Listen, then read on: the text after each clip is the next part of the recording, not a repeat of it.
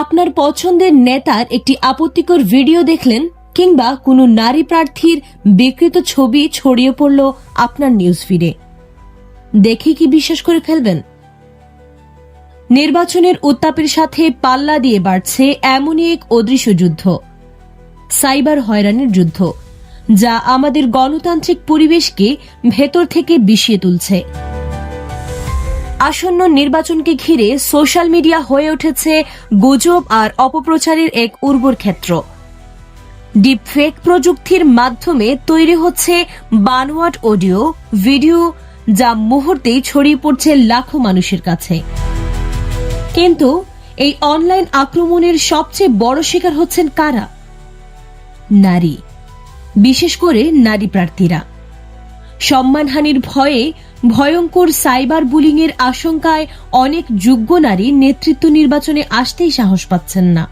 ব্যক্তিগত আক্রমণ আর কুৎসা রটনার এই খেলায় হারিয়ে যাচ্ছে সুস্থ রাজনৈতিক বিতর্ক।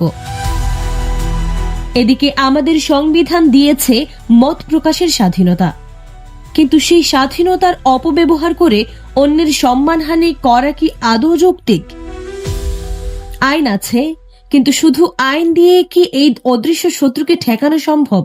বিশেষজ্ঞরা বলছেন এর আসল সমাধান লুকিয়ে আছে আমাদের সচেতনতার মধ্যে। আইন শৃঙ্খলা বাহিনী যখন ভোটের মাঠ নিয়ন্ত্রণে ব্যস্ত, তখন সাইবার জগৎকে নিরাপদ রাখার দায়িত্বটা আমাদের সবার।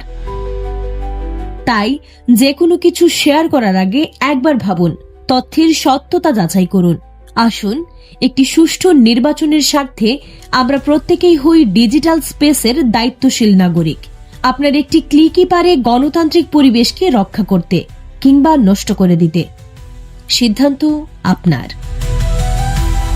এই ধরনের গুরুত্বপূর্ণ আপডেট পেতে আমাদের সঙ্গে থাকুন। বিজেএন টিভি 24, সংবাদ যেখানে, বিশ্বস্ততা সেখানে।